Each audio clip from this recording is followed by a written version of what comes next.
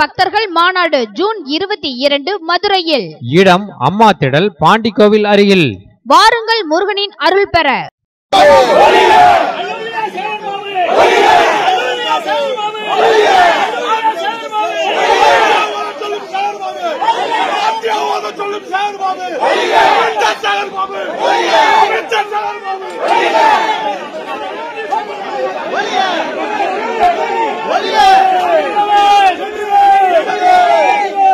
ஆகே உடன்பிறப்பேவா ஊரை ஏமாத்தவா.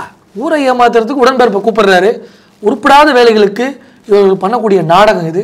இன்னொரு நாடகம் பார்த்தீங்களா, திக்கட்டும் திராவிடம், நான் முதல்வன். பேரெல்லாம் பார்த்தீங்கன்னா சும்மா அப்படி கட்டி கெத்தாக இருக்கும். பேரில் மட்டும்தான் இருக்குது. பேர் வச்சு சோறு வச்சு கேட்குற கதையா, பேர் மட்டும்தான் பலமாக இருக்கும். மற்றபடி எந்த விஷயமும் பலமாக இருக்காது, பலவீனமாக தான் இருக்கும். திமுக ஆட்சி படுதோல்வி அடைய மார்க்கெட்டிங்கை தானே மக்கள் பெரும்பாலும் நம்புகிறாங்க. நீங்களே சொல்லிட்டீங்க மார்க்கெட்டிங். ராமேஸ்வரத்தில் ஒரு போராட்டம் நடக்குது.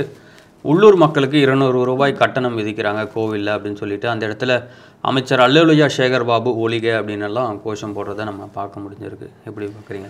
அதாவது ஒரு விஷயங்க, சேகர் பாபு விரட்டி அடிச்சிருக்காங்க அந்த இடத்துலேருந்து. நிச்சயமாங்க. உள்ளூர் மக்கள் இப்போ உங்கள் வீட்டு பக்கத்தில் ஒரு கோயில் இருக்குது, நீங்கள் போய் தினம் பார்க்க வேண்டிய சூழல் இருக்கும். உங்ககிட்ட டெய்லி 200 ரூபா வாங்கினா என்ன அநியாயம் இது? இதை செய்யலாமா? வெளியூர்றது போகக்கூடிய நம்ம கிட்டது கட்டணம் வசூலிக்கிறாங்க. நம்ம கட்டணத்தை வசூலித்து நம்ம சார்ந்த விஷயங்களுக்கு செலவு செய்தால் பரவாயில்ல, அதை கொண்டு போய் எங்கேயும் செலவு பண்ணுறாங்க. அதுவே ரொம்ப தப்பு. என்ன சொல்கிறேன், உங்களுக்கு ஹெச்ஆர்என்சி பிடிக்கலையா? ஹெச்ஆர்என்சியில் உங்களுக்கு மினிஸ்டராக பிடிக்கலையா? இல்லை இந்துக்களை பார்த்தா பிடிக்கலையா? ஒன்று இந்த பதவி ரிசைன் பண்ணுங்க, இல்லை அந்த துறையே எடுத்துருங்க, நாங்கள் பார்த்துக்கிறோம், நாங்கள் நிர்வகிச்சிடும். நீங்கள் எங்களுக்குன்னு ஒரு போர்டு ஒன்று கிரியேட் பண்ணிவிட்டு எங்களுக்கு வந்து அவமானப்படுத்துறதுக்கு நீங்கள் ஒரு சேர்மனாக இருப்பீங்களா? அதில் நீங்கள் அதுக்கு ஒரு அமைச்சராக இருப்பீங்களா? அதாவதுங்க ஒரு இந்து சமய அறநிலையத்துறை அமைச்சர் எதுக்காக போடுறாங்க? வெளிப்படையாக பேசுவோம். அதில் வந்து நடக்கக்கூடிய பிரச்சனைகள், அதில் நடக்கக்கூடிய விஷயங்கள் எல்லாம் சரி கட்டி நல்லபடியாக கொண்டு போகிறது அமைச்சர். பிரச்சனை பண்ணுறதுக்கும் சரி கட்ட முடியாத சூழ்நிலைக்கும் காரணமே சேகர் பாபண்ணன் தான், இந்த ஆட்சியாளர்கள் தான். ஒரு ரெகுலேட் பண்ணுறதுக்காக ஒரு மினிஸ்ட்ரியை கொண்டு வந்தால் நீங்கள் ரவுடிசம் பண்ணக்கூடாது. அதை வச்சுக்கிட்டு நீங்கள் அராஜகம் பண்ணுறதுக்கோ நீங்கள் பண்ணக்கூடிய 2ஆம் கட்ட வேலைகளுக்கோ அதை நீங்கள் மிஸ்யூஸ் பண்ணக்கூடாது. அந்த மந்திரி பதவியை நீங்கள் ரிசைன் பண்ணிட்டு போங்க, வேறு ஏதாவது துறையை ரெடி பண்ண சொல்லுங்கள் முதலமைச்சர். இந்துக்களுடைய உணர்வை கெடுத்தால், இந்துக்களுடைய உணர்வை புண்படுத்தினால் அதை பார்த்து கொண்டு பாரதிய ஜனதா கட்சி சும்மா இருக்காது.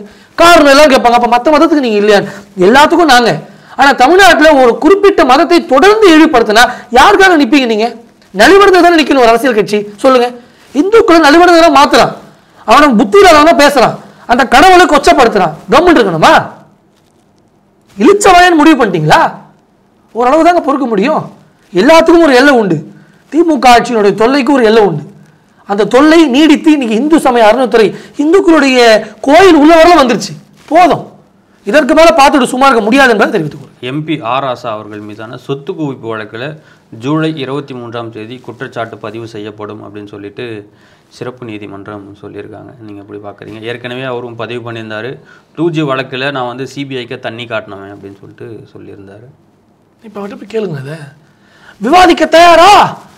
நேரத்தை கூறி இடத்த கூறின்னு வேணாலும் இதுவரை ராசா அண்ணாவோட அரசியல் வாழ்க்கையில் நான் சவால் விடுறேன், இடத்த கூறி நேரத்தை கூறின்னு சொன்னவர் ஒருத்தர் கூட போய் விவாதம் பண்ணதே கிடையாது. பார்த்துருக்கீங்களா? வீரவசனம், வெட்டி செவடாலு, இதுக்கு தான் லாய்க்கு திமுக காரங்க பண்ணுறது பூரா அட்டுவழியும் ஊழல். நீ என்ன வேலை பார்த்து உனக்கு இவ்வளோ சொத்து? 500 மடங்கு சொத்து அதிகரித்திருக்குன்னு சொல்கிறாங்க. எப்படி? பாமர மக்கள், சாதாரண மக்கள், ஏழை எளிய மக்கள் சிந்திக்க மாட்டீங்களா? மக்களுக்கு தெரியாதாங்க? ஒரு திருட்டுத்தனம் பண்ணவங்க, ஊழல் செய்தவங்க இப்படி பட்டவர்த்தமாக வெளியே வந்து பேசக்கூடிய வேலைகள் தமிழ்நாட்டில் மட்டும்தான் நடக்கும். உலக வரலாற்றில் எங்கேயுமே நடக்காதுங்க. ஊழல் பண்ணால் ஊர்ந்து போவான், அப்படி கூடி குறுகி போவான். இங்கே ஊழல் பண்ண வந்து உத்தம மாதிரி பேசிட்டு தெரியுறான் ஊருள்ள. ஊழலின் ஊற்றுக்கண் திமுக, அதற்கு இவரெல்லாம் பெரிய சாட்சி. 2G வழக்கில் இவர் பண்ண அட்டூழியங்கள், இவர் கொள்ளையடிச்சது எல்லாமே மக்களுக்கு தெரியுங்க. 2Gக்கு தண்ணி காமிச்சவன், அப்போ நீ இதை பண்ணது தண்ணி காமிப்பேன்னு சொல்கிறேன். ஆக மொத்தம் நான் இல்லைன்னு ஒத்துக்க மாட்டேன். பண்ணுறது பூரா திருட்டு வேலைங்க. திருட்டு வேலை செய்கிறவர்கள் இன்னும் திக்கிட்டும் பரவட்டும் என்பது போல இவங்க ஒரு அரசியல் செய்கிறாங்க. ரொம்ப ஒரு கேவலப்பட்ட ஒரு நாடாக தமிழ்நாடு மாறிடுச்சு. இன்னைக்கு ஊழல் செய்கிறவன், கபலீகரம் பண்ணுறவன், கட்ட பஞ்சாயத்து செய்கிறவனுக்கு தான் அந்த ஆட்சி போய்கொண்டு இருக்குது. இதெல்லாம் பார்க்கும்போது மனசு ரொம்ப வருத்தமாக இருக்குங்க. இல்லை, போகிற இடத்துலலாம் பாஜக வந்து சொல்லிக்கிட்டே இருக்கீங்க, திமுக ஊழல் கட்சி, இதை பண்ணுறாங்க அதை பண்ணுறாங்க, என்னென்ன வாய்க்கு வருது எல்லாம் பேசுகிறீங்க. ஆனால் என்ன கன்விக்ஷன் வாங்கி கொடுத்துருக்கீங்க அப்படின்ற ஒரு கேள்வி எழுதில்லை. அதாவது தோண்ட வந்துக்கிட்டே இருக்குது பிரதர். அதாவது ஒரு ஊழலில் அந்த ஊழலை கொண்டு போய் நம்ம கோர்ட்டில் கொண்டு போய் கொடுத்து நீதிமன்றத்தில் நீதி வாங்கலாம், அது வேறு விஷயம். இங்கே ஊழல் வந்து முதல்ல எக்ஸ்போஸ் பண்ண வேண்டிய இடத்துல இருக்கோங்க. நம்ம திமுக என்பவர் தனிநபர் இல்லை, அதனால நீங்கள் புரிஞ்சுக்கணும். எந்த செக்டாரில் போனாலும் எந்த இடத்துல கை வச்சாலும் திமுக காரனுடைய ஊழல் இருக்க தான் செய்யுது. திமுக ஆட்சி இருந்துச்சுன்னா திமுக ஆட்சியினுடைய ஊழலும் அதில் சேர்ந்துக்குது. ஊழலின் ஊற்றுக்கண்ணாக திமுக இருக்கிறது. சாதாரண ஒரு செக்டார், ஒரு கோயம்பேட்டில் இருக்கக்கூடிய பாத்ரூம் ஆரம்பிச்சு இன்னைக்கு கோட்டை போகிற வரை எல்லா இடத்துலையுமே ஊழல். எங்கே கை வச்சாலும் திமுக காரன் அங்கே நிற்கிறான் ஊழலுக்காக, லஞ்சம் வாங்குறதுக்காக, கட்ட பஞ்சாயத்து செய்வதற்காக, கமிஷன் போடுறதுக்காக. இவனை முதல்ல நம்ம எக்ஸ்போஸ் பண்ணுற இடத்துல இருக்கோங்க. இவன தனி மனிதனா? இவனுடைய வழக்கை கண்டுபிடிச்சு அதை கொண்டு போய் நீதிமன்றத்தை சொல்லி அவனுக்கு தீர்ப்பு வாங்கி எக்ஸ்போஸ் பண்ணுங்க, அதெல்லாம் பிரச்சனை இல்லை. இல்லைங்க, இன்னும் நிறைய இருக்கு. ஒரு நம்பர் சொல்றாங்க 1000 கோடின்னு சொல்லிட்டு. உங்க மத்திய உள்துறை அமைச்சர் அமித்ஷா அவர்கள் மதுரையில் 39,700 கோடி வந்து டாஸ்மார்க்ல ஊழல் நடந்திருக்கு. அப்டேட்டட். நாங்க ஃபர்ஸ்ட் சொல்லும்போது 1000 கோடி இருந்துச்சுங்க. இல்ல கூட்டிடுதுன்றேன். ஏங்க தோண்ட தான் தெரியுது புதையல்ல என்னென்ன இருக்குன்னு. ஃபர்ஸ்ட் 5 அடி தோண்டணும் தெரிஞ்சது. அடுத்து 10 அடி தோண்டும் போது இன்னும் பயங்கரமா இருக்கு. 15 அடி தோண்டும் போது பயங்கரமா இருக்கு. அது நீங்க தோண்டும் போதே முதல்ல 15 அடி தோண்டிட்டு இல்லைங்க எப்பவுமேங்க தோண்டதாங்க தெரிய விஷயம். தோண்டி பார்க்குறோம். ஊழலின் பெரிய ஒரு சாம்ராஜ்யமா திமுக இருக்குது. எந்த செக்டார் போனாலும் ஊழலுங்க. இன்னைக்கு நீதிமன்றத்தில் போய் ஏன் இவ்வளவு வாதாடணும்? ஏன் இவ்வளவு பேசி பேசி பேசி பேசி எங்களை ஏமாத்திட்டீங்க? நீதிமன்றம் கேள்வி கேட்டிருக்காங்கல்ல, எதன் அடிப்படையில் ஆகாஷ் பாஸ்கரன், ரத்தீஷ் இவங்க மேலெல்லாம் நீங்க வழக்கு அந்த டாஸ்மார்க் ஊழல்ல குற்றம் சாட்டுறீங்கன்ற கேள்வி முன் வச்சிருக்காங்க. அதாவதுங்க டாஸ்மார்க் சமாச்சாரத்தில் இவங்க மேலே ஏன் குற்றச்சாட்டு வைக்கிறோம்? இவங்க என்ன அரசாங்க அதிகாரத்தில் இருக்காங்க சொல்லுங்க? இவங்க அங்கே தலையிடுறாங்களா இல்லையா? இவங்களோட இன்டர்ஃபரன்ஸ் அங்கே இருக்கா இல்லையா? ஏங்க எதுவுமேங்க சிலதெல்லாம் வந்து சொன்னாதான் தெரியும், சிலது பார்த்தா தான் தெரியும். திமுக பண்ணக்கூடியது குற்றச்சாட்டுகளையும் ஊழலையும் எப்படி நீங்கள் மறைமுகமாக செய்யணும், எப்படி கணக்கச்சிதமாக செய்யணுன்றது திமுக கேட்கலாம். அவன் அழகாக பண்ணி சொல்லி தருவான். எப்படி பண்ணலாம், எப்படி மாட்டாமல் போகலாம். இன்னைக்கு இடி வழக்குகளை பொறுத்தவரை இடியானது ஒரு வழக்கு எடுத்து அந்த வழக்கமான விஷயங்களை செய்து போது விசாரிக்குது. ஆனால் அதற்கும் பல இடர்பாடுகள், பல சட்ட சிக்கல்கள் உருவாகுது. அப்போ இந்த மாதிரி ஊழல்வாதிகளை எப்படி தான் நம்ம சிறைப்படுத்துறது, எப்படி தான் அம்பலப்படுத்துறது? இல்லை, நீதிமன்றத்தில் இன்றைக்கி நீங்களும் அந்த வழக்கை பார்த்தீங்க, நானும் பார்த்துட்டு தான் இருந்தேன். நீதிபதிகள் கேட்குறாங்க அந்த டாக்குமெண்ட்ஸ் எங்களுக்கு கொடுங்க, நாங்கள் பார்க்கணும் அப்படின்னு சொல்லிட்டு. ஆனால் அமலாக்கத்துறை தரப்பில் கொடுக்க மறுக்கிறாங்க. அதாவதுங்க அப்படி என்ன ஒரு ரகசிய ஆவணம் இடி வச்சிருக்காங்க? ஒரு ரகசியமும் இல்லை சார். இடியை பொறுத்தவரை அதனுடைய விளக்கங்கள் அதை தரும். நான் நினைப்பது என்னென்னா எல்லாமே இட் இஸ் கெட்டிங் ப்ரிப்பேர்ட். ஒரு தகுந்த நேரத்தில் அந்த ஆதாரங்களை வெளிப்படுத்தணும்.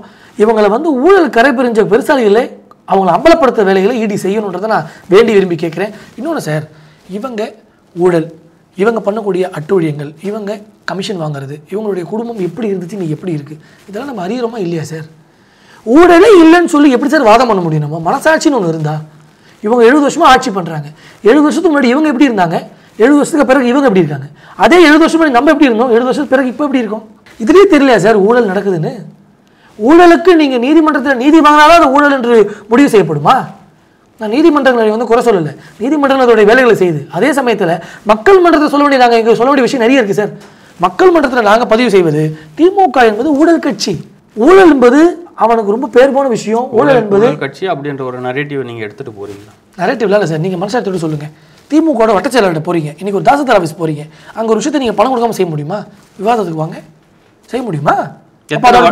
எத்தனை வழக்குகள் அதன் மீது பதிவு பட்டிருக்கின்ற ஒரு நான் கேட்பேன் சார். மக்களை நீ பழக்கப்படுத்திட்டேன், அப்புறம் வழக்கு போடுனா மக்கள்கிட்ட இப்போ ஒரு விஷயத்துக்கு போகிறோம், ஒரு 3000 கமிஷன் கொடுங்க, எங்க கொடுத்து வேலையை முடிங்க. மக்கள் 3000 தானே, சரி கொடுத்து தொலை. மக்களை பழக்கிட்டு இவனும் ஊழலே பண்ணாத மாதிரி ஒரு ஸ்டேட்மெண்ட் பேசுறது எவ்வளோ பெரிய அநீதி, எவ்வளோ பெரிய அக்கிரமோ? ஏங்க ஊழல் நடக்குதா இல்லையா? மனசாட்சி சொல்லுங்க. ஊழல் நடந்தாக்கா அது வெளிக்கொண்டு வந்தாதான் அது ஊழல் நடந்திருக்கா இல்லையான்றது. அப்ப அது வெளிக்கொண்டு வராத வரை ஊழலே கிடையாதா? சொல்லுங்க. ஊழல் நடக்குது, தெரியாத வரை நடந்தது ஊழலே இல்லையா? ஒரு பெண்ணுக்கு பாலியல் தொழில் நடக்குது, அது தெரியாத வரை பாலியல் தொழிலே கிடையாதா? தெரிஞ்சாதானே நமக்கு தெரியறது வேற. அந்த பெண்ணு ஒரு எக்ஸாம்பிள் சொல்றேன், அந்த பொண்ணுக்கு ஒரு பாலியல் தொழில் நடக்குது, அது வெளியே சொல்றது ஊழலே கிடையாதா? பாலியல் தொழில் கிடையாது. என்ன வாதம் வைக்கிறீங்க? அதே மாதிரிதான் ஊழல் என்பது தெரியாத வரையும் அது ஊழல் தான், தெரிந்த பிறகு அம்பலப்பட்ட ஊழல் சொல்லுங்க. இவன் பண்றது தெரியாம இருக்காரு ஊழல் இல்லைன்னு சொல்ல வரீங்களா நீங்க? எப்படி ஒரு சோர்ஸ் ஆஃப் இன்கம், என்ன சம்பளம் உனக்கு? நீங்க இருக்கீங்க பிரதர், உங்களை வச்சு பேசுவோம். ஒரு 30,000 சம்பளம் வாங்கன்னு வச்சுக்கோங்க. திடீர்னு நீங்க டிஃபெண்டர் கார்ல வரீங்க, ஒரு 6 மாசத்துக்கு கழிச்சு சஸ்பெக்ட் பண்ணுவாங்களா மாட்டாங்களா? நிச்சயமா பண்ணுவாங்க. அப்போ நான் ஊழலே செய்யவில்லை சொன்னா நல்லா இருக்குமா? ஏதோ ஒரு வேலை நடந்திருக்குமா இருக்காதா? அதே போலதான் 70 வருஷம் முன்னாடி ரயில்ல திருத்தரமா ஏறி வந்த இவங்க இன்னைக்கு டிஃபெண்டர் கார், ரேஞ்ச் ரோவர் கார்லையும் போறாங்க. என்ன சோர்ஸ் ஆஃப் இன்கம்? அதை பத்தி விவாதிப்போம் பிரதர். அதை பத்தி பேச தமிழ்நாட்டில் ஒரு ஆள் இல்லையே. இவன் பண்ற ஊழலுக்கு சவால் வேணவா?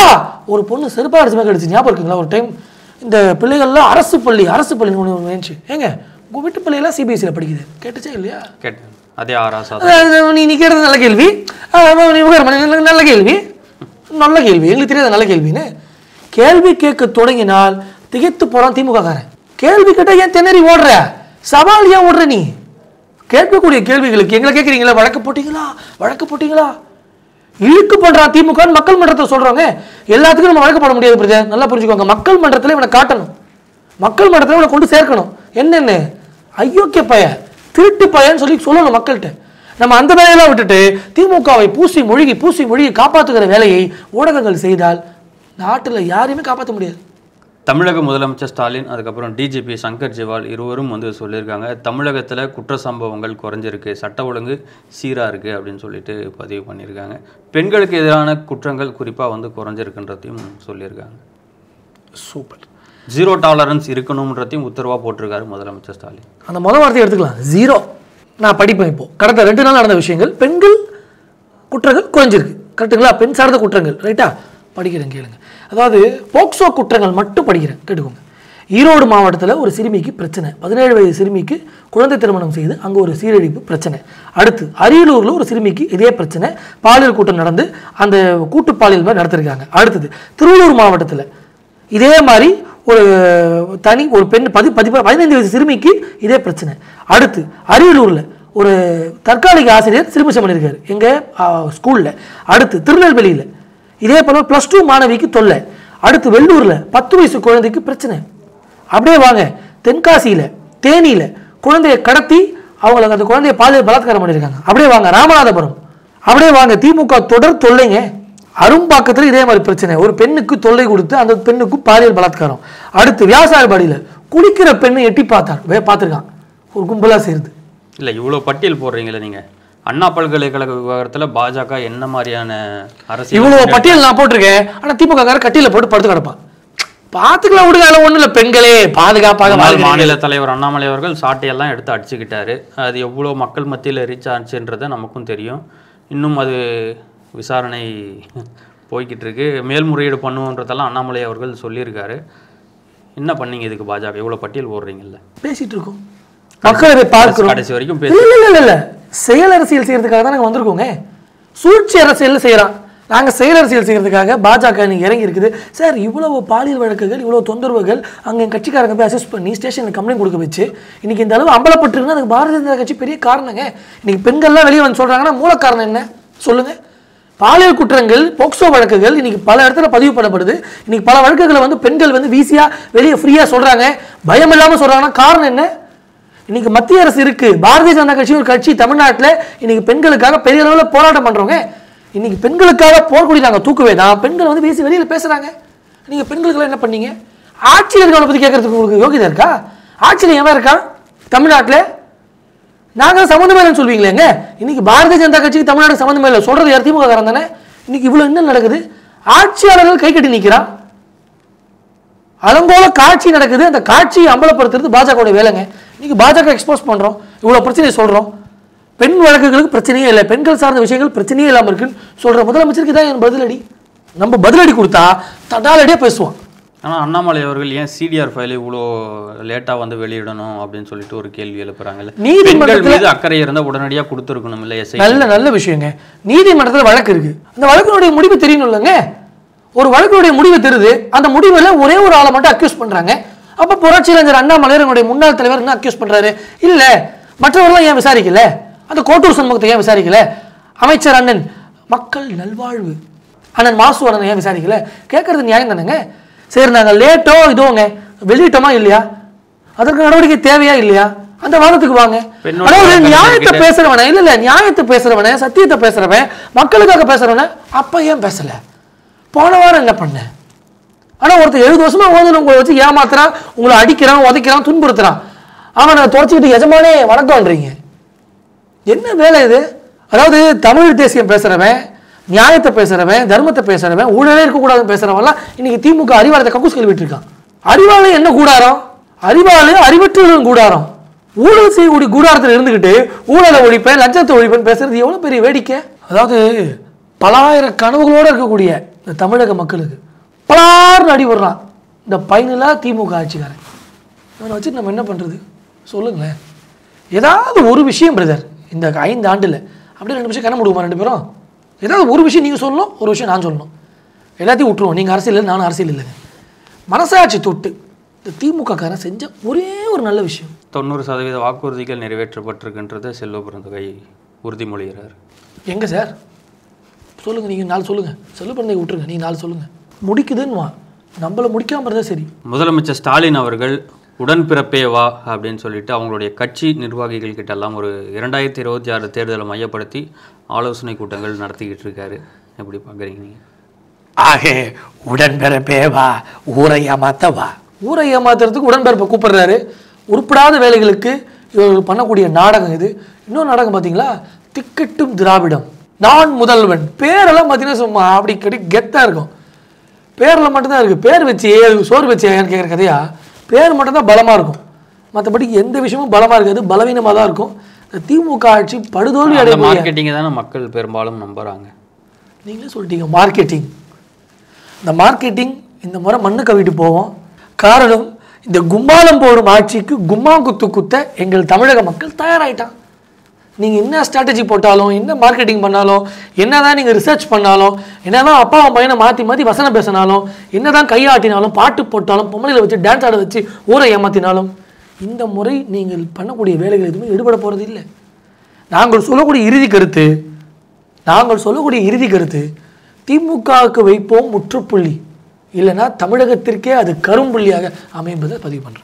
முருகர் மாநாட்டுக்கு வரக்கூடிய பக்தர்களுக்கு நீங்கள் என்ன சொல்ல விரும்புகிறீங்க? ஆளும் அரசாங்கத்துக்கு என்ன சொல்ல விரும்புகிறீங்க? நம்ம தமிழ் கடவுள் முருகனை பெருமைப்படுத்துகிற விதமாக, இந்துக்களை எல்லாம் ஒன்றிணைக்கக்கூடிய விதமாக வர 22ஆம் தேதி மதுரையில் பிரம்மாண்டமான ஒரு ஏற்பாடு செய்யப்பட்டிருக்குது.